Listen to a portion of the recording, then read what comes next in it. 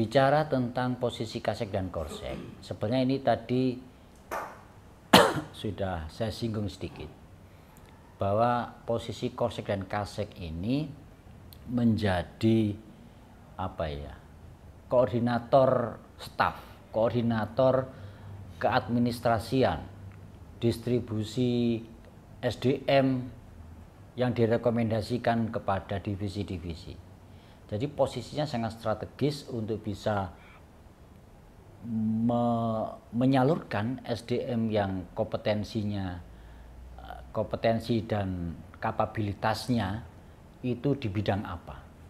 Tapi dalam hal ini Korsek dan Kasek posisinya sangat penting dalam membantu kerja-kerja Bawaslu dalam hal pengawasan, karena di mana Korsek Kasek ini menjadi, kalau saya bilang, panglimanya staf, sehingga kerja-kerja pimpinan itu terfasilitasi dengan baik. Pimpinan hanya bisa memakai SDM yang siap jalan, siap menerjemahkan tugas-tugas yang dibebankan pimpinan kepada staf teknis maupun staf-staf yang lain. Ya, kalau hal ini posisi Kasek atau Korsek dalam organisasi Bawaslu khususnya di kabupaten ini adalah bahwa Korsek ini penanggung jawab utama kegiatan seluruh administrasi, dukungan operasional, dukungan administrasi dan dukungan apapun yang terkait soal kesiapan dan soal pelaksanaan tugas dari pimpinan untuk melakukan tugas-tugas pengawasan. Jadi jelas supporting staff, supporting dukungan untuk pelaksanaan tugas pimpinan itu secara keseluruhan adalah yang penanggung jawab utamanya adalah Korsek. Sehingga dan untuk ke seluruh staf, demikian juga untuk seluruh staf pendukung maupun staf-staf yang lain itu bertanggung jawab kepada Korsek, dan Korsek bertanggung jawab untuk melakukan pembinaan, evaluasi, dan sekaligus memberikan kalau memang itu ada reward, ada pemberian reward misalnya. Nah ini di sini posisi Korsek dan Kasek dalam organisasi Bawaslu ini.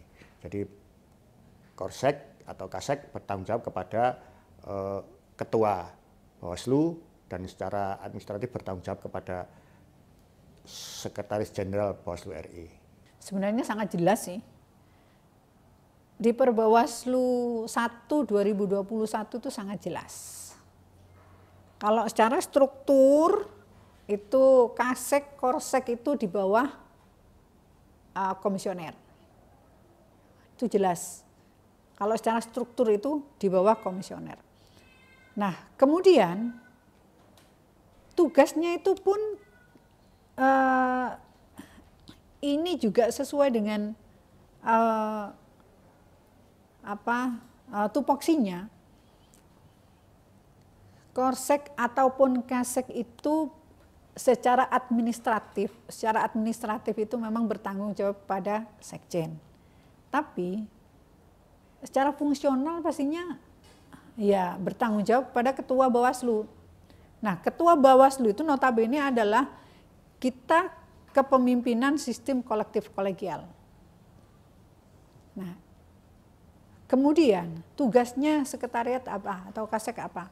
Adalah memfasilitasi secara administratif.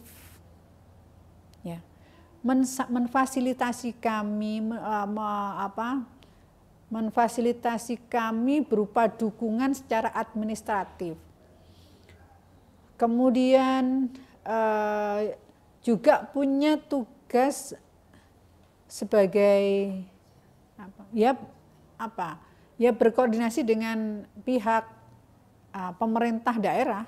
Jadi tugasnya itu. Jadi sudah sangat jelas di Perbawaslu 1 2021 adalah posisi Kasek Korsek dalam organisasi Bawaslu itu adalah di bawah komisioner Bawaslu.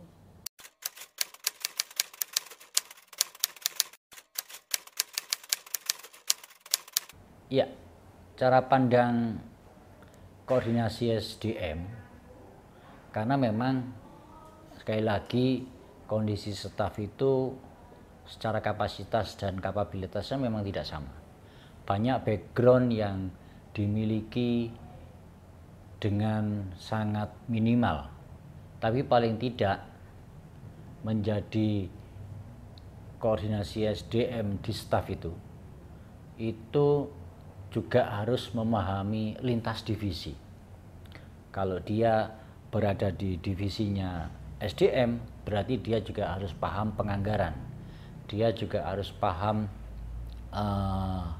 pembukuan, dia juga harus paham pelaporan, pengarsipan, dan tata naskah. Itu yang SDM. Terus yang PHL, dia harus paham tentang pengawasan, bagaimana berdiplomasi dengan stakeholder ketika harus berhubungan dengan UPD misalnya. Lalu juga harus dibekali dengan kehumasan yang bagus, lalu juga melakukan inovasi dalam hubungan antar lembaga dengan maksimal.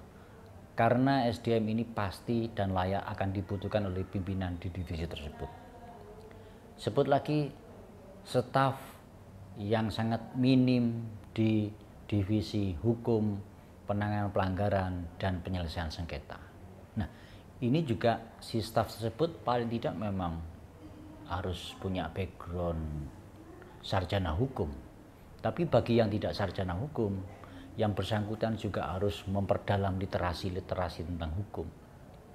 Yang bersangkutan juga harus mempelajari per Bawaslu maupun per KPU yang ada di yang berlaku saat tahapan tersebut. Misalnya tentang penanganan pelanggaran. Bagaimana penanganan pelanggaran itu bisa dengan efektif dan efisien. Lalu ketika menginjak ke divisi penyelesaian sengketa, ini semuanya juga harus di-upgrade bersama-sama dengan pimpinan. Pimpinan dalam hal ini adalah divisi penyelesaian sengketa. Atau menyampaikan informasi-informasi yang valid kepada peserta pemilu atau partai politik untuk bisa memahami proses sengketa. Jadi hak keadilan penyelenggaraan pemilu sebenarnya ada di sini. Ada di sini artinya pemilu itu harus adil karena diwasiti oleh Bawaslu. Sesuai dengan tagline Bawaslu, bersama rakyat awasi pemilu, bersama Bawaslu tegakkan keadilan pemilu. Akhir kata, saya bisa menyampaikan, diasumsikan ketika SDM itu adalah jantungnya, PHL itu adalah otaknya, penyelesaian sengketa itu adalah mahkotanya Bawaslu.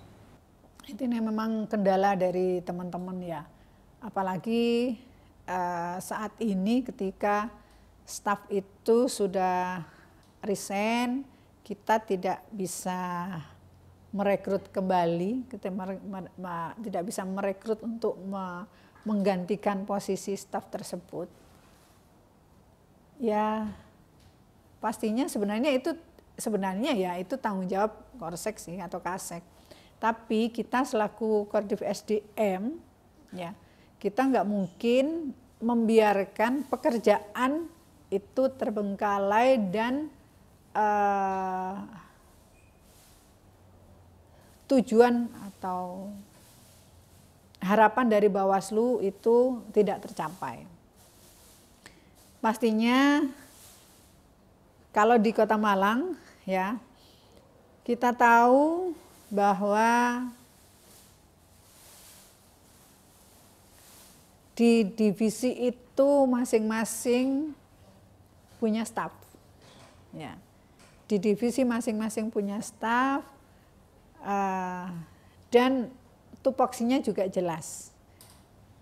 Nah, ketika staf itu kekurangan, ya, staf itu kekurangan, pastinya kita berkoordinasi dengan Korsek untuk memaksimalkan. Jadi memaksimalkan staf yang ada dengan apa? Dengan memberikan tugas tambahan. Ya. Jadi tugas utama adalah sesuai dengan tupoksi yang di Perbawaslu 3 2020. Nah, untuk memaksimalkan hasil pekerjaan, ya, memaksimalkan hasil pekerjaan ya pastinya nggak bisa dong. Nanti misalkan begini, ketika ada penanganan pelanggaran, ada pelanggaran ya. Ketika ada pelanggaran, di situ stafnya 1 ataupun 2. Ya. Nah, ketika proses tahapan itu kan SDM kan tidak banyak pekerjaan nih, tidak banyak pekerjaan. Nah, itu dimanfaatkan, jadi diberikan tugas untuk apa? 1, misalkan 1 menjaga tempat registrasi ya. Jadi nantinya yang melaksanakan registrasi itu teman-teman atau tim dari staf SDM yang memang pada saat itu tidak ada pekerjaan. Jadi kita maksimalkan itu. Nah, kemudian yang stafnya PP atau penanganan pelanggaran bisa melaksanakan kegiatan yang lain, misalkan melakukan investigasi, kegiatan klarifikasi dan sebagainya. Jadi kita nggak hanya mengkotak-kotak ya.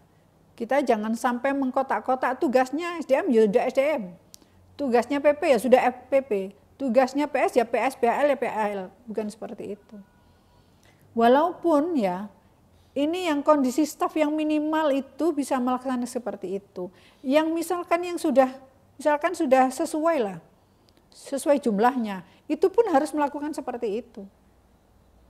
Jadi ada tugas tambahan yang itu memang harus diberikan oleh Kasek, bukan Koordif SDM. Ya, tapi Kasek selaku pimpinan di atasnya. Ya. Nah, itu memberikan tugas tambahan. Jadi sifatnya tambahan ya, sifatnya tambahan untuk melaksanakan tugas yang lain. Jadi seperti itu. Sebenarnya banyak sih, kalau di Kota Malang memang seperti itu.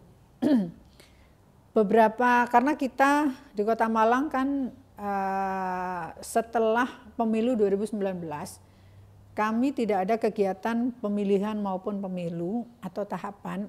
Makanya pekerjaan-pekerjaan SDM yang memang ternyata sangat banyak itu ya kearsipan, BMN, peningkatan kapasitas SDM dan sebagainya. Itu ternyata bukan pekerjaan yang gampang, bukan pekerjaan yang kecil. Butuh beberapa orang. Persuratan aja loh, persuratan saja itu sebenarnya butuh beberapa orang. Ini contoh saja ya, ini hanya contoh saja di Kota Malang. Di Kota Malang itu kami memberikan tugas tambahan untuk teman-teman staf PP, staf hukum, staf PS, ya, setelah PS. Mereka kita perbantukan untuk apa? Surat menyurat. Nah, surat menyurat itu kalau ditangani hanya 1 orang, ternyata ribet dan itu pastinya untuk tertib administrasi sangat sulit. Kalau tidak dipegang oleh orang-orang tertentu. Ya, orang-orang tertentu. Jadi kalau di Kota Malang itu ada yang menangani surat keluar, ada yang menangani surat masuk. Kemudian di masing-masing divisi itu bertanggung jawab kepada arsip yang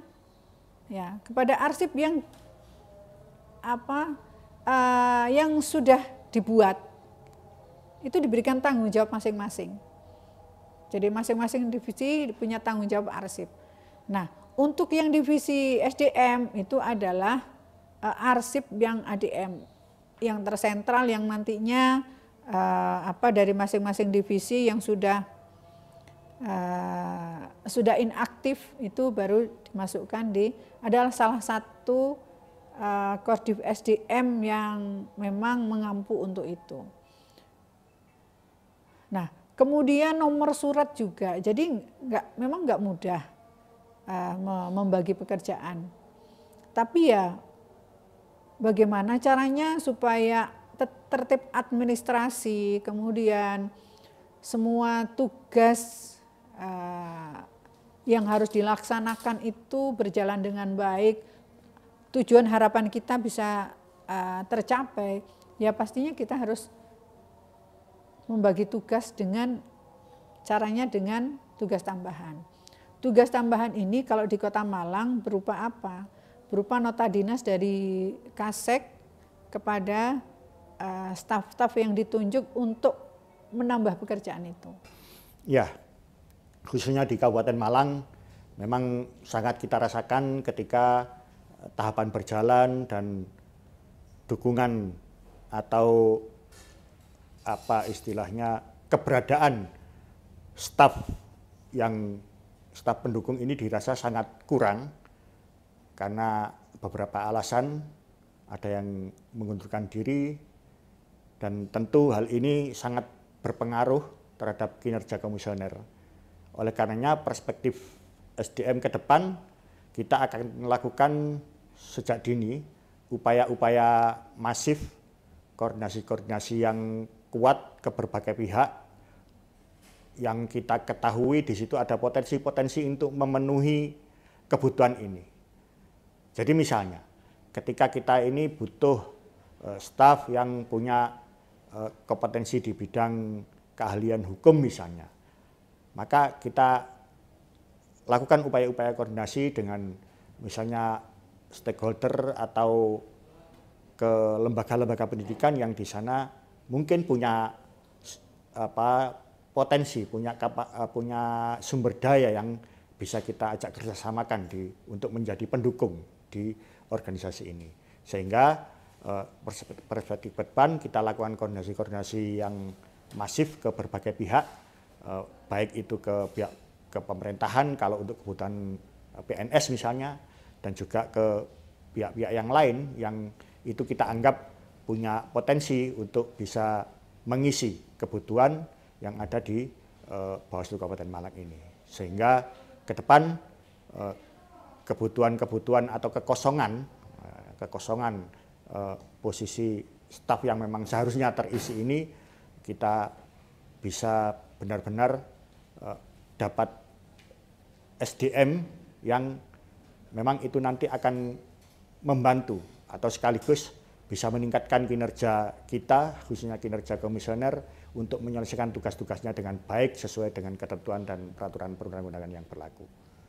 Kira-kira itu. Masih ada lagi, Mas? Oke, terima kasih.